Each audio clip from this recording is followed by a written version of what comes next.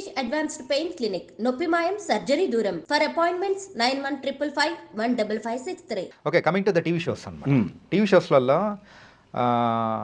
ఒక stand up comedy దాని గురించనే కాకుండా సో ఒక కామెడీ జనరేట్ చేసి అందరినీ నవ్వించగలిగే షో అంటే అందరికి గుర్తొచ్చేది జబర్దస్త్. సో జబర్దస్త్ తర్వాత ఎంతోమంది ఆర్టిస్టులు కానీ సో ఇండస్ట్రీకి రావడం కానీ సో చాలా వరకు వచ్చారు, సర్వైవ్ అవుతూ వెళ్తూ ఉన్నారు, ఇంకా వస్తూ ఉన్నారు, బాగుంది. కాకపోతే ఆ జబర్దస్త్ వల్ల సో ఆ కామెడీ అనేది చచ్చిపోయిందా, లేకపోతే కొత్త రకంగా కామెడీని ఎంజాయ్ చేయడం నేర్చుకుంటున్నారు కానీ ద ప్యూర్ కామెడీని ఎంజాయ్ చేయలేకపోతున్నారా? వచ్చిన కొత్తలో ఒక వేవ్లా వచ్చింది, అందరూ ఎంజాయ్ చేశారు. ఇప్పుడు కొంచెం చూడడం తగ్గింది నాకు తెలిసి. అంటే అప్పటితో పోలిస్తే తగ్గింది, కానీ అకార్డింగ్ టు రేటింగ్స్ ఉండాలి. ఇప్పటికీ గుడ్ గోయింగ్ బాగానే ఉంది. కానీ అదే అండి, ఒక్కొక్కరిది ఒక్క స్టైల్ సార్. కొంతమంది మీరు అన్నట్టు కొంచెం డబుల్ మీనింగ్ డైలాగులు అవి వేస్తారు, కొంతమంది ప్యూర్ కామెడీ చేస్తారు. ఒక్కొక్కరిది ఒక్కొక్క స్టైల్. దానివల్ల కామెడీకి జనాలు కామెడీ ఎంజాయ్ అయితే చేశారు, కానీ కామెడీ చచ్చిపోయిందని అయితే నేను అనుకున్నాను. వాళ్ళు ఇంకా కొంచెం కామెడీని ఎంతో కొంత నిలబెట్టినట్టే, కాబట్టి నిలబెట్టడంలో ఒక్కొక్కరిది ఒక్కొక్క స్టైల్ అంతే. అదే ఒకప్పుడు కామెడీ అనేటప్పటికి ఒక హెల్తీ కామెడీ చూసేవాళ్ళం. కాకపోతే ఇప్పుడు ఇది వచ్చిన తర్వాత ఒక బూతులతో పాటు డబుల్ మీనింగ్ కానీ అండ్ బాడీ షేమింగ్ కానీ ఇవన్నీ చేస్తూ ముందుకెళ్తున్నారు. సో ఇది బయట చిన్నపిల్లల దగ్గర నుంచి అందరి మీద ఒక ప్రభావం అనేది చూపుతుంటది కదా. ఎవడన్నా కానీ ఫ్రెండ్తో మాట్లాడుతున్నాడంటే అరే వాడికి పంచేయాలరా పోయి అంతే. మాట్లాడుతున్న ఎఫెక్ట్ జనాల మీద ఖచ్చితంగా అంత ఇంత డెఫినెట్గా ఉంటుంది. అంటే దాన్ని చూడడం వల్లే మారిపోతారని చెప్పలేను, కానీ డెఫినెట్గా ఇంపాక్ట్ అయితే ఉంటుంది. ఇంకా అది అట్లా ఇప్పుడు దానికి సెన్సార్ లేదు, టీవీకి చూస్తున్నాం మనం. అందులో కూడా బాగా మంచి హెల్తీ కామెడీ చేసేవాళ్ళు ఉన్నారుగా, వాళ్ళని చూసి కూడా మంచి హెల్తీ కామెడీ చేద్దాం ఇన్స్పైర్ అవ్వచ్చుగా. There are both sides of coin అండి. ఓకే, కానీ కామెడీని అయితే వాళ్ళు రకంగా మంచిగా నిలబెట్టినట్టే లెక్క. నేను కూడా కొన్ని ఎపిసోడ్ చేశాను జబర్దస్త్లో. అప్పుడప్పుడు నేను తడాకా అని ఒక ప్రోగ్రామ్ వచ్చేది ఎక్స్ట్రా జబర్దస్త్ కంటే ముందు. ఆ షో విన్నర్ నేను, యాక్చువల్గా నేను టీమ్ లీడర్ని అండ్ విన్నర్ని. అది ఆ కాన్సెప్ట్ ఏంటంటే స్కిట్స్ చేయాలి, అందరూ ఏదో ఒక మిమిక్రీ వాయిస్తూ చేయాలి. టీంలో ఐదుగురు ఉంటే ఐదుగురు, నలుగురు ఉంటే నలుగురు, ఒక్కొక్కరు లిమిటేట్ చేస్తూ స్కిట్ చేయాలి. ఒక 13 ఎపిసోడ్స్ చేసాం. ఆ సీజన్ 1 అది కూడా నేనే విన్నర్. అప్పుడు ఉదయ్ భాన్ గారు తర్వాత హరికిషన్ గారిని మిమిక్రీ ఆర్టిస్ట్ ఉండేవారు. హరికిషన్ గారు 10 years బ్యాకా, 10 years వాళ్ళిద్దరు జడ్జెస్. ఆ తర్వాత నేను కొంచెం టీవీ షోలకి దూరం అయ్యా యాక్చువల్గా. ఎందుకు, కారణం ఏంటండి? నేను యాక్చువల్గా స్క్రిప్ట్ రైటింగ్, సినిమా డైరెక్షన్ నాకు ఇంట్రెస్ట్ అండి. తర్వాత ఎలాగో ఇంకోటి, నేను ఇప్పటివరకు చేసిన ఈ టీవీ షోలు కానీ ఈవెంట్స్ కానివ్వండి, ఏదైనా అవకాశం ఎవరిని అడిగి ఎప్పుడు తెచ్చుకోలేదు, ఆటోమేటిక్గా వస్తూ ఉన్నాయి. సో నేను అవకాశాలు అడిగి తెచ్చుకుంటే ఇంకా బెటర్గా ఉండేవాడినేమో, ఒకవేళ అడిగినా ఎవరు ఇచ్చేవాళ్ళు కాదేమో. కానీ ఇప్పుడైతే నేను హ్యాపీగా ఉన్నా. నేను డెఫినెట్గా హ్యాపీగా ఉన్నా. నేను ఆ టీవీ షోలకు దూరం అవడానికి కారణం ఏంటంటే మనం కొంచెం ప్రయత్నం చేయాలి. చాలామంది ఆర్టిస్టులు ఉన్నారు అక్కడ ప్రయత్నం చేసేవాళ్ళు. ఇప్పుడు నాకంటే బెటర్గా చేసేవాడు, నాకంటే చాలా వరస్ట్ కండిషన్లో ఉన్నవాళ్ళు ఉన్నారు, నాకంటే వరస్ట్గా చేసేవాడు, నాకంటే బెస్ట్ కండిషన్లో ఉన్నవాళ్ళు ఉన్నారు. అది ప్రతి దగ్గరే ఉంటుంది. సో నేను ఎప్పుడు ప్రయత్నం చేయాల. నా ఫోకస్ అంతా స్క్రిప్ట్ రైటింగ్, నా షోలు నేను చేసుకోవడం. ఫ్యామిలీ రెస్పాన్సిబిలిటీ ఉంది, వాళ్ళకి డబ్బులు ఇవ్వాలి. నేను ప్రయత్నాలు చేసుకుంటూ కూర్చుంటే ఇంట్లో ఫుడ్ వాడు పెడతాడు, ప్రోగ్రామ్స్ చేసుకుంటూ డబ్బులు సంపాదిస్తూ వాళ్ళకి ఫుడ్ వాళ్ళకి పెడుతూ డైరెక్టర్ అవ్వాలని ఆ గోల్తో నేను ముందుకు వెళ్తా ఉన్నా. అందుకే టీవీకి కొంచెం దూరం అయ్యా. కొన్ని సీరియల్స్, సినిమాలో చిన్న చిన్న క్యారెక్టర్స్ అవి వచ్చాయి, కానీ చేయలేదు. 1-2 సినిమాలు చేశా. హీరో కళ్యాణ్ దేవ్ సినిమాలో ఫ్రెండ్ క్యారెక్టర్ చేసా, 40 రోజులు చేశా. చేసిన తర్వాత నాకు అర్థమైంది ఏంటంటే, సినిమా అయినా ఈవెంట్ అయినా ఇంకొకటైనా నీ అవసరం వాళ్ళకు ఉన్నప్పుడు నీకు ఇచ్చే రెస్పెక్ట్, నీకు ఇచ్చే డబ్బులు డిఫరెంట్గా ఉంటాయి.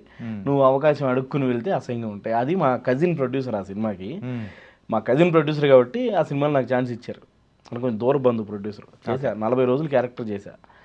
చేసిన తర్వాత నాకు అర్థమైంది ఏంటంటే, సినిమా ఎడిటింగ్ అయిపోయి బయటకు వచ్చాక చూస్తే నేను ఉన్నా అక్కడక్కడ 2-3 డైలాగులు కూడా ఉన్నాయి. కట్ చేస్తే నాకు అది తెలుసుకున్నా, మన అవసరం ఉన్న దగ్గర మనకు రెస్పెక్ట్, డబ్బులు అన్నీ చాలా ప్రాపర్గా వస్తాయి. మనకు అవసరం వెళ్తే అవేమి రావు. ఓకే, అంతే. ఓకే, మూవీస్ చేశారు అండ్ ఆ తర్వాత ఈవెంట్స్, కామెడీ షోస్ కానీ అండ్ స్టాండప్ కామెడీ అన్నీ చేశారు.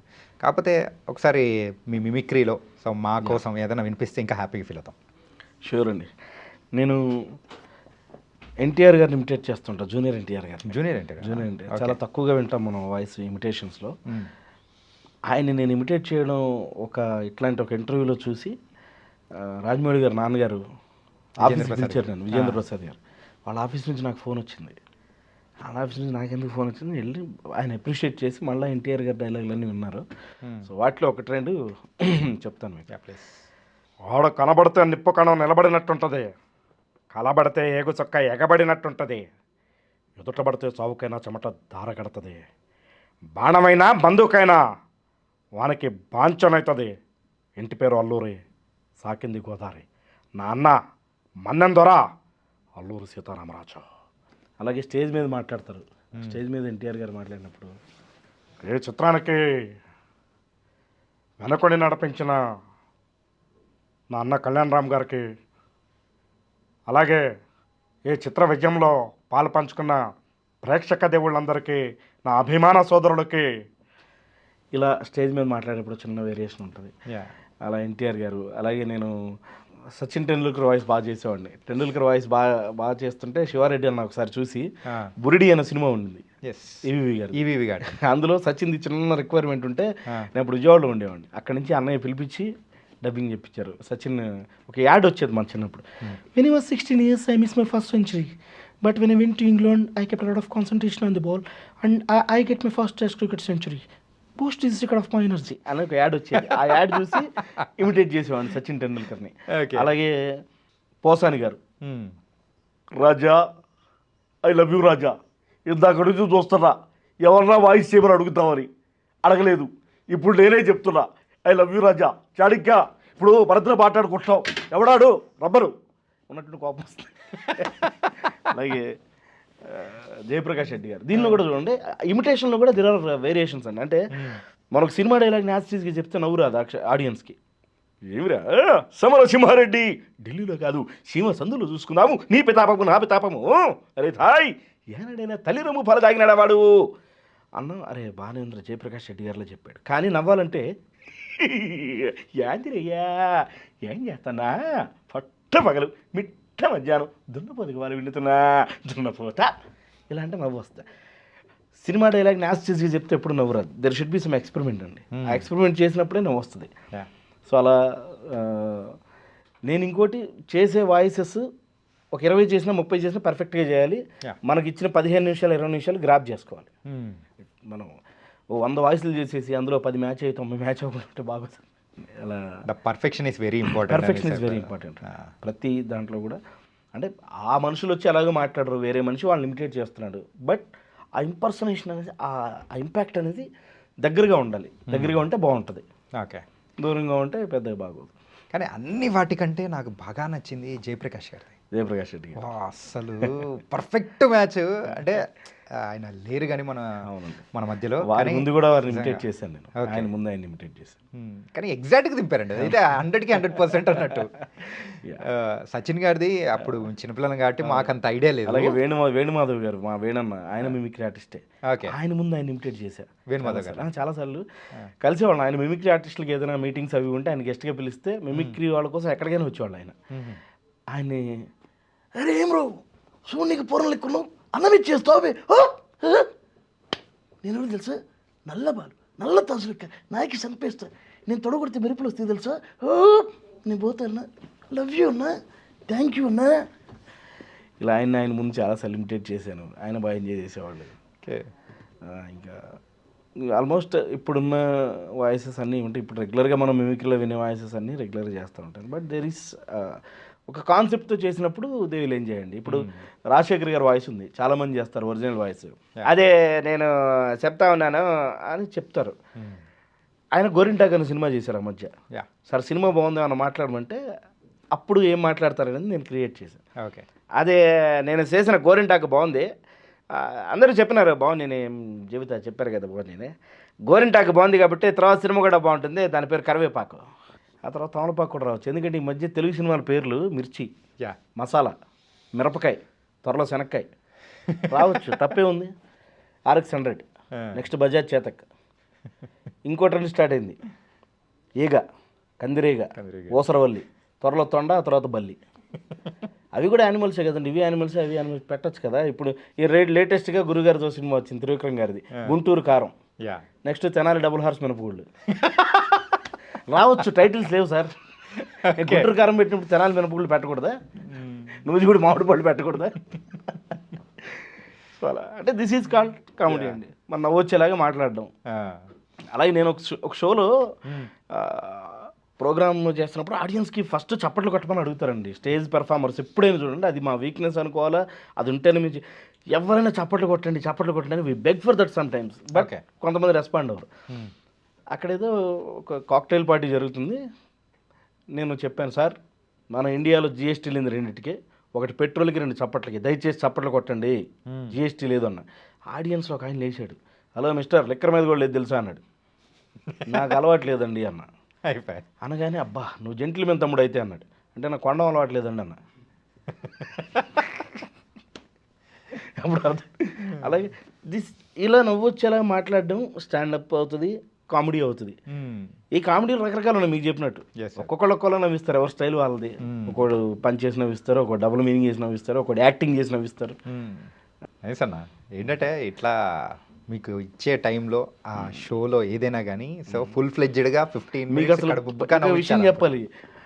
నాకు మన ఆర్కామిడీ అదే నేను ఇందాక చెప్పాను కదా, విజేంద్ర ప్రసాద్ గారి ఆఫీస్ నుంచి ఫోన్ వచ్చినప్పుడు, అప్పుడు నేను లాఫ్టర్ ఛాలెంజ్ ప్రోగ్రాంలో కాన్సెప్ట్ చేశా. బాహుబలి సినిమా, అందులో కిలికి భాష అని ఒకటి ఉంటుంది. అవును, కాలకే మాట్లాడుతుంటాడు, నేమ్ దల్ మీ అర్థబూస్ అనేది మాట్లాడు. దానికి అర్థం ఏంటి ఎవరికి తెలియదు. సో నేను దాన్ని సరదాగా ట్రాన్స్లేట్ చేశా, ఆ షోలో చేశా, అది చెప్తాను మీకు. ఓకే, నేమ్ నిన్ను దోజురస్తల్ మీ దోసకాయ పచ్చడి తెమ్మంటే అర్థబూస్ బూజు బట్టి ఆవకాయ పచ్చడి చేస్తావా, క్రిక్ నెంబొమ్లా కళ్ళు అన్న నెత్తికెక్కినయ్యా, మనోజుకు మంట పడుతుందిరా, లోక్వే ఒక లోటాలో నీళ్ళు ఇంక దండం పెడతా. ఇలా చేసి ఆ షోలో చేసిన తర్వాత ఇదైనా 15 రోజులకే ఫోన్ వచ్చింది నాకు. ఇప్పుడు నా భయం ఏంటంటే లోపల ఈ బాహుబలి మీద కామెడీ చేశారని పిలిచారా, వెళ్ళకపోతే బాగోదు, వెళ్తే ఏమవుతుందో తెలియదు. యాక్చువల్గా అక్కడికి వెళ్ళిన తర్వాత అసలు ఈ షో నేను చేసిన షో కూడా సార్ చూడలే. ఆయన ఏంటంటే ఎన్టీఆర్ గారి ఇమిటేషన్ చూసి, ఎన్టీఆర్ గారి డైలాగ్స్, నరసింహుడు సినిమాలో ఒక డైలాగ్ ఉంటుంది, ఆ డైలాగ్ చూసి పిలిచారండి. ఒక 1 minute పాటు రైతు పడే కష్టం అంతా ఆ డైలాగ్లో ఉంటుంది. అవును, flash back episode, flash back interval వరకు మాట్లాడరు ఆయన. ఇంటర్వెల్ అవగానే మాట్లాడతారు, ఓపెన్ అవ్వడం 1 minute డైలాగ్.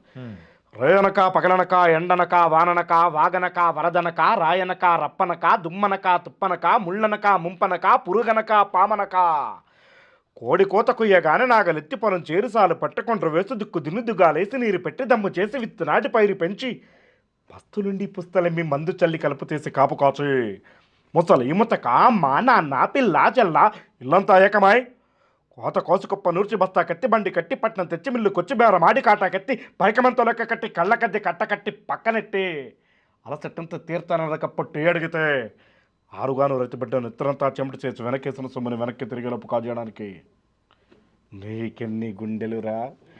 ఇలా 1 minute పాటు నాన్ స్టాప్గా చెప్తారు ఎన్టీఆర్ గారు. ఈ డైలాగ్ కూడా చెప్పించుకున్నారు సార్ ఆ రోజు.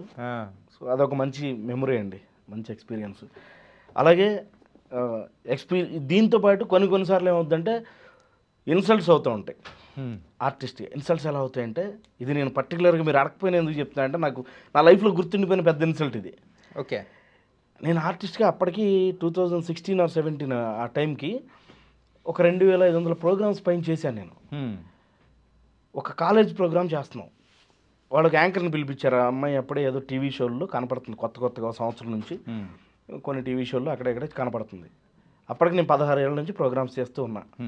ఆ కాలేజ్ చైర్మన్ గారికి నేను చాలా ఇష్టం, విపరీతమైన ఇష్టం. ఆయన మామూలుగా కూడా ఎప్పుడైనా ఛాంబర్లోకి వెళ్తే సరదాగా వాయిస్ చెప్పి అంత ఇష్టం అనమాట నేను. సో ప్రోగ్రామ్ జరుగుతుంది, షీస్ చూడగానే గుర్తుపడుతున్నారు, కానీ అమ్మాయి బాగా పెర్ఫార్మ్ అంటే వాయిస్ చాలా మంది ఆడియన్స్ ఉన్నారు, 2-3 వేల మంది ఉన్నారు, రీచ్ అవ్వట్లా. ఆయన నన్ను పిలిచి, షరీఫ్ నువ్వు కూడా వెళ్ళి కొంచెం ఆ అమ్మాయికి సపోర్ట్ చెయ్యి, then it will be good అన్నాడు. సరే నేను మైక్ తీసుకుని స్టేజ్ మీదకి వెళ్ళి మాట్లాడడం మొదలు పెట్టుకుని అమ్మాయి దిగిపోయింది. ఎందుకులాగా? నేను ఎవరో తెలియదు కదా, ఆవిడ సెలబ్రిటీ కదా, నాతో ఈక్వల్గా ఆవిడతో ఈక్వల్గా నేను స్టేజ్ షేర్ చేసుకుంటే ఆవిడకి ఇన్సల్ట్ అని నేను ఫీల్ అయ్యి దిగిపోయింది. అరే మామూలుగా వెళ్ళిపోయిందేమో అనుకుని నేను మళ్ళీ నెక్స్ట్ ఆ పెర్ఫార్మెన్స్ అనౌన్స్ చేశాను కదా, అమ్మ నెక్స్ట్ మన ఇద్దరం వెళ్ళి ఇలా అంటే ఈవెంట్ మేనేజర్ని పిలిచింది, ప్లీజ్ అని. వాడు వచ్చానా ప్లీజ్ కూర్చోండి.